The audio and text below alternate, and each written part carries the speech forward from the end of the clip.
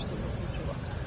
Видате и под последниот фемицид, но и поред многу други фемициди, оној во Шутови Мизари, оној во Кочани, значи ова не се случаи кои што е еден на еден месец, него секојдневно во нашата работа гледаме случаи на родово базирано насилство, каде што жртвата пријавувала, со месеци и со години наназад пријавувала, нејзините пријави не биле адресирани како што треба, не биле спроведени, не биле ставени во системот за правда кој што би требало да ги штити и брани жртвите од родово базирано насилство. И ние гледаме дека тоа се систематизира на ниво каде што и во јавноста не се осудува, политичарите ќе речат дека ова е само уште еден мал проблем кој што ќе се реши и ќе ја префрлат одговорноста дали врз полицијата, дали врз судството. Меѓутоа, мора да видиме дека тука секој е учесник. Самите ние што бираме да свртиме главата на страна, кога гледаме секојдневно дека има насилство околу нас, дури она кое што не се пријавува, може да видиме дека тоа нормализирање само придонесува да насилниците кои што живеат меѓу нас